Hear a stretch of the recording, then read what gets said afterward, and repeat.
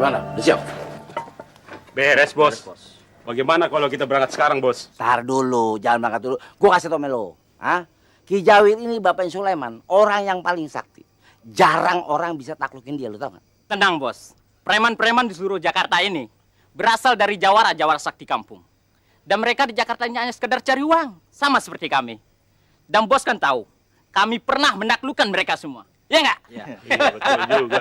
Bagus. Tapi ingat, kalau lu bisa kasih pelajaran sama Sulaiman atau bapak moyangnya, lu bakal dapat bonus. Beres, Bos. Pokoknya dijamin. Oke? Iya. Cabut. Ya. Ayo, cabut dulu.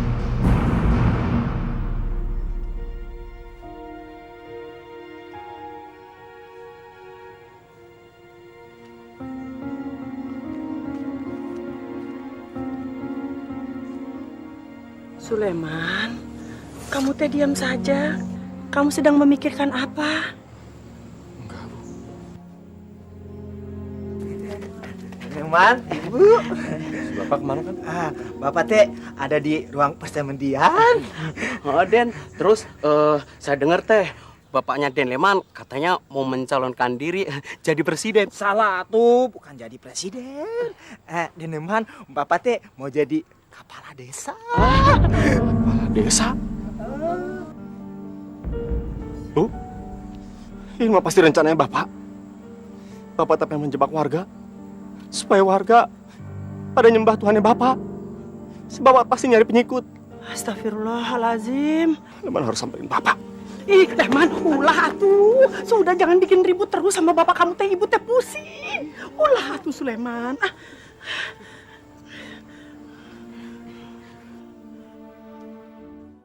Kalau kamu hanya ingin belajar ilmu agama, tidak usah di pesantren. Di Jakarta aja sudah cukup. Jakarta itu gudangnya alim ulama. Perpustakaan Islam juga banyak. Di pesantren ini, yang paling penting adalah pendidikan akhlak. Akhlak yang karimah. Karena akhlak itu adalah kunci iman dan ilmu.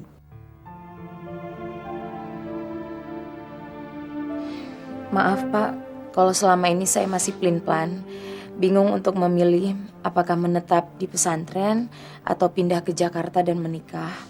Tapi sekarang saya udah yakin, saya ingin sekali menetap di pesantren sampai saya dapat bekal untuk saya amalkan di Jakarta. Lantas, kenapa kamu kemarin tidak langsung ke pesantren, tapi ke rumah Sulaiman?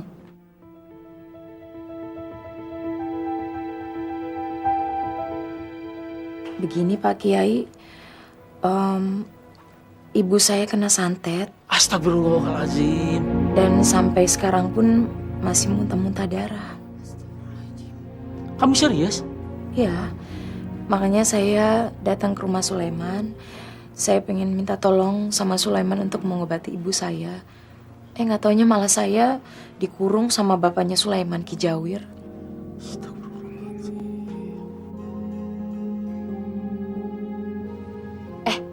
Kok jadi pada bengong begini sih? Ibunya Rani kena santet tahu? Oh begitu. Apanya yang begitu?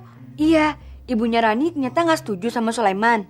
Ih, dasar ngaco aja. Udah, Ran, gimana kalau lo ajak Sulaiman kawin lari aja? Pasti dia nggak bakal nolak deh, ya? Lisa, apa-apaan sih?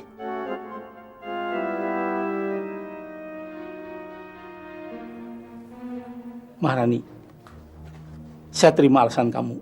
Jadi besok kamu ke Jakarta dulu mau lihat kondisi ibu kamu? Iya, dan kalau Pak Kiai izinkan, saya mau ajak Mona dan Lisa sekalian ke Jakarta. Supaya meyakinkan Bapak bahwa saya pasti akan balik lagi ke pesantren ini, Pak. Ya, boleh. Waduh, sekarang jadi Tuhannya si Bapak ada 2. Hebat. Hati-hati kalau berduaan begini nanti bisa bahaya, bisa beranak lagi. Mana sok keluar sih ya? Payah yang ada malah mati, nggak bisa ngapa-ngapain. Sulaiman!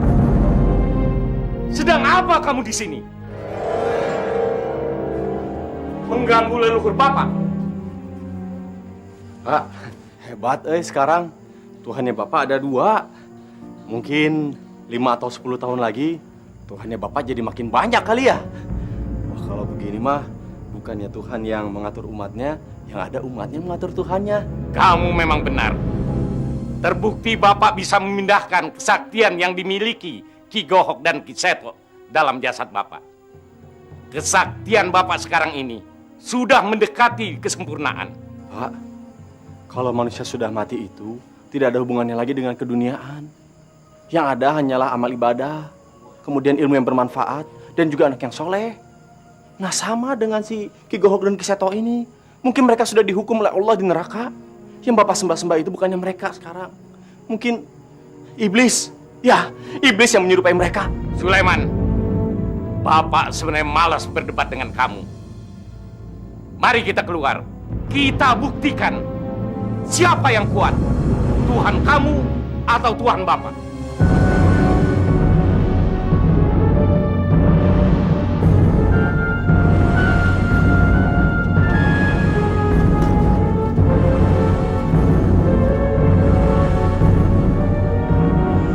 Astagfirullahaladzim. Bismillahirrahmanirrahim. Harus gimana ini saya?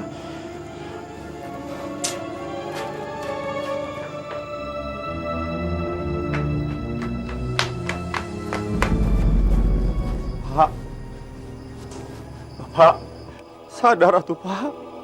Leman mah nggak tahu harus berbuat apa lagi untuk menyadarkan Bapak. Leman mohon sadar atuh Pak. Leman, keluarkan kesaktian kamu. Lawan Bapak. Wah!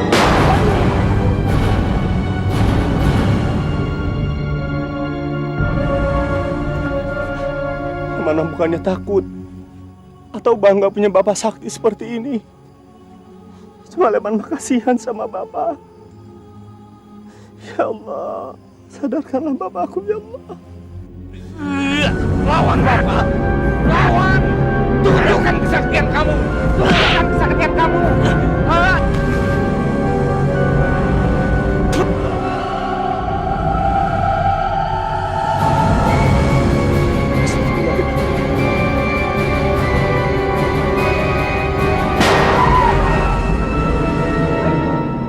Pak, Ternyata Leman mempunyai kesaktian dari Tuhannya. Bapak, Bapak. Awas, awas, ya. Mohon Pak, bertobatlah Pak, bertobatlah. Sebelum Allah menutup pintu maaf buat Bapak. Ya Pak ya. Memang mohon istighfar. Istighfar Pak. Itu orangnya. Yang satu Sulaiman itu yang pakai tasbih di lehernya. Yang satu si Jawir bapak moyangnya. Siap, Bos. Lu tarik Sulaiman, hajar dia. Bapak moyangnya hancurin. Cepat. Ya.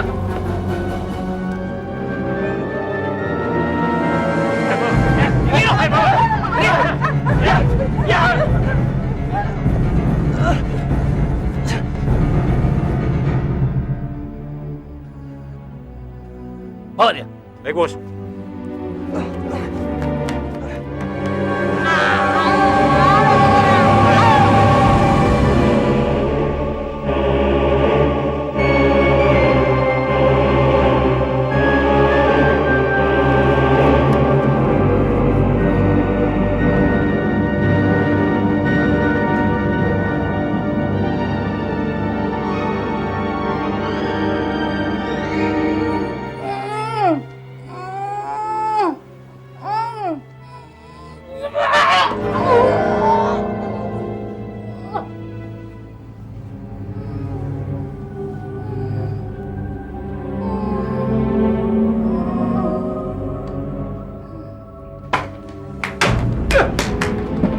Lu lihat kan? Gini gue. Hampir mati karena kehabisan darah. Lu ngerti nggak? Astagfirullahaladzim. Jangan pura-pura kaget lo. Ini perbuatan lo. Lu ngerti nggak? Kenapa Bapak malah nuduh saya? Lu kan karena sakit hati. Hah? Karena gue maki-maki waktu itu lu ngadu sama orang tua lu. Akibatnya bini gue. Maksud Bapak saya menyantet Ibu? Kenal saja Bapak saya tidak dengan Ibu. Mana mungkin Pak? Ini mah pasti ada orang lain tidak suka dengan Ibu. Gua nggak mau tahu. Lu mesti bertanggung jawab atas perbuatan lu. Lu ngerti nggak? Kalau memang Bapak ingin menuduh saya, itu adalah hak Bapak. Tapi satu hal yang Bapak harus tahu. Saya mau ngobati Ibu. Saya akan mencobanya.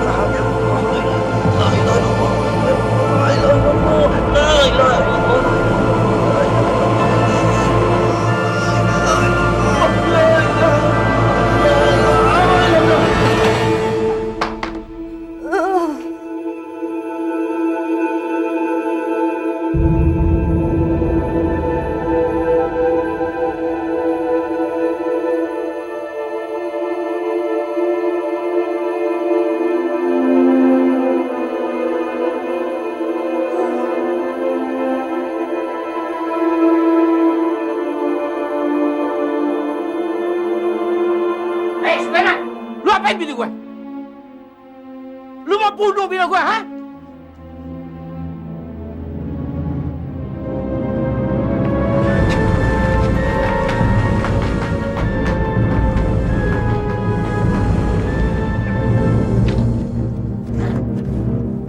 Hei, lu habisin orang. Tapi ingat, jangan sampai mampus. Beres, Bos. Beres, Bos. Hajar! Hajar!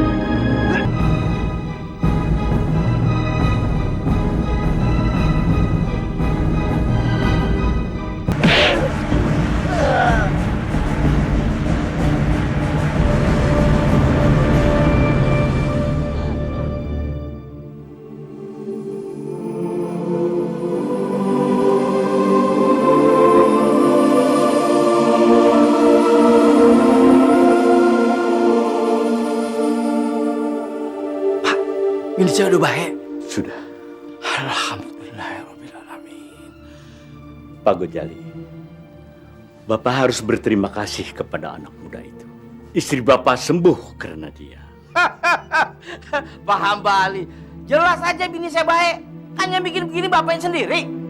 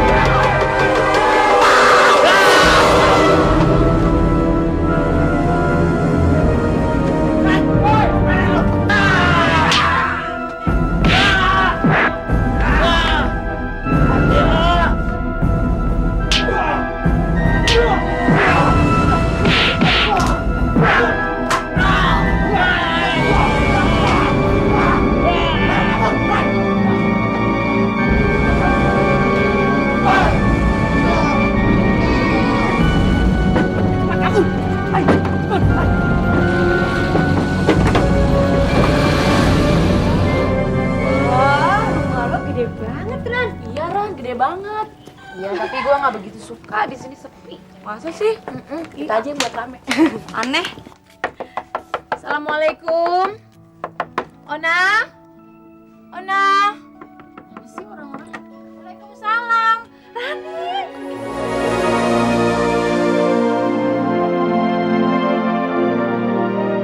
Ibu, kok bengong? Ibu kok bisa sembuh? Alhamdulillah, ibu udah seger kan? Ya Allah. Kan. Yuk masuk yuk. Yuk masuk. Aduh, ibu kangen banget sama kamu, Ran. Iya, tapi Rani masih bingung deh. Siapa yang ngobatin ibu sih? Lo. Kan Rani yang nyuruh Sulaiman kemari. Sulaiman. Iya. Mot, ternyata Sulaiman yang ngobatin nyokapnya Rani. Ih, ternyata nyokapnya Rani udah setuju sama Sulaiman. Iya, apaan sih nggak pernah nyambung deh dodol banget.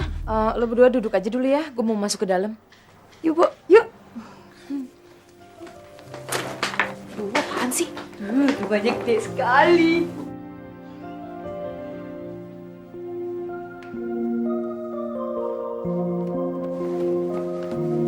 Sulaiman, hari ini gue mau ngajarin lu. Alhamdulillahirrabbilalamin. Lu mau belajar apa? Ilmu nahu, ilmu sorof, ilmu jurmiyah, safina, ilmu falak, atau ilmu fikih? Saya mau belajarnya ilmu tafsir Al-Quran saja dulu, Pak Ustadz. Boleh? Oh, kalau begitu lu ambil air wudhu dulu. Alhamdulillah wudhu saya belum batal. Oh, bagus, ambil Quran gua. Bawa kemari. Ini? Kayaknya mah Pak Ustadz belum wudhu ya? Gak perlu. Maaf Pak Ustadz. Saya tahu Pak Ustadz udah nggak pernah menjalankan sholat, nggak pernah menjalankan ngaji, dan menjalankan semua perintah-perintah agama. Tapi saya yakin kalau Pak Ustadz ini percaya bahwa Al-Quran itu adalah sebuah kitab suci. Dan ada baiknya kalau kita tetap menjaga kesucian dari Al-Quran itu sendiri.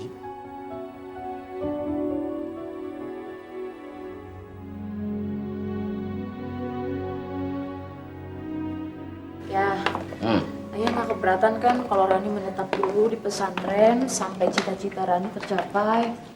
Ya enggak dong, masa anak menuntut agama dilarang? Ayo dukung, ayo setuju. Tapi ada satu syarat. Apa syaratnya? Kamu harus menikah dulu dengan Fadli. Ayah, kok gitu sih? Rani, kalau kamu sudah menikah dengan Fadli, hati ayah baru tenang untuk melepas kamu ke pesantren. Artinya, anak tukang santet itu nggak lagi ganggu kamu. Ngerti? Ya, kalau Rani sudah menikah dengan Fadli, otomatis Rani harus mengikuti apa kata suami. Dan Rani nggak mungkin bisa menetap di pesantren. Lagian ayah nggak usah curiga sama Sulaiman. Saya sama dia nggak ada hubungan apa-apa. Ayah nggak mau nanggung resiko. Hah? Ngerti nggak? Kamu harus menikah dengan Fadli.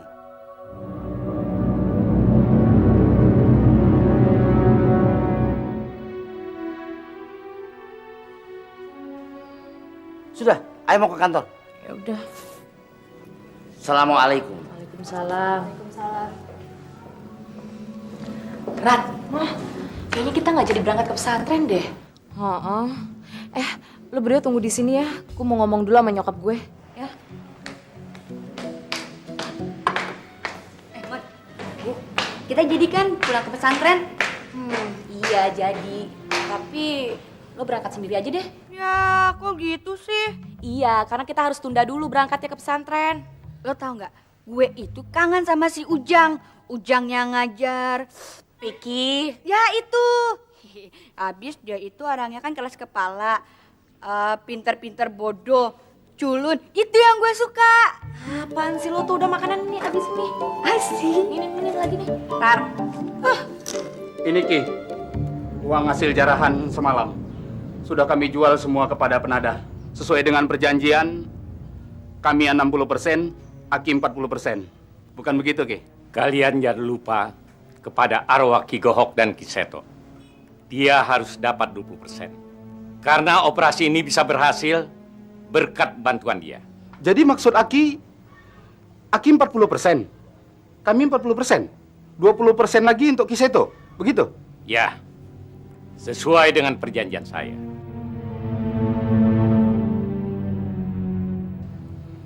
Baik, Ki. Bagus. Nanti malam kalian harus operasi lagi. Operasi besar-besaran di rumah kepala desa dan tokoh-tokoh masyarakat. Sesuai dengan target saya.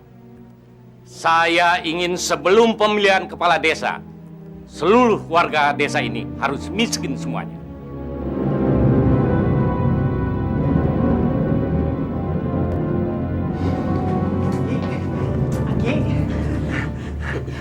Pasien langganan kita dari Jakarta sudah datang. Iya Ki, itu yang cantik. Ganteng lagi Ki. Cantik. Ki.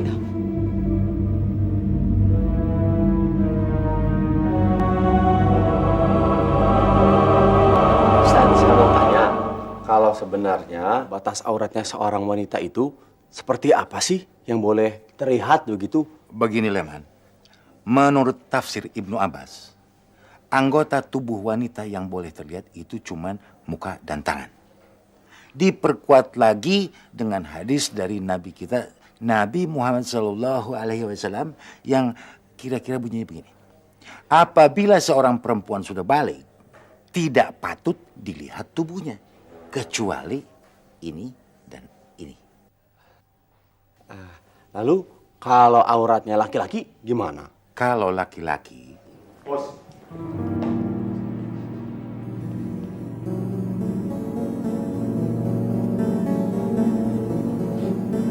apa Watman? Bos, anak buah siap semua. Mereka siap menyerang geng Jagger. Tunggu 1 jam lagi. Oke bos, terserah bos aja deh. Ya Leman, kita lanjutkan pelajarannya. Lu mau nanya apa lagi? Pertanyaan yang masalah aurat saya ganti saja Pak dengan pertanyaan yang dulu saya pernah tanyakan ke Bapak. Kenapa Pak Ustadz bisa jadi seperti ini sih? Man, gue kan udah bilang berapa kali, kalau lu mau belajar dari gue, lu nggak usah tanya masalah pribadi gue. Ngerti nggak sih? Maaf Pak Ustadz, saya mah terus terang jadi bingung dengan kepribadian Pak Ustadz ini. Zaman sekarang kan tidak banyak orang yang memiliki ilmu sedalam Pak Ustadz. Tapi kenapa Pak Ustadz malah bersikap dan berperilaku seperti ini sih?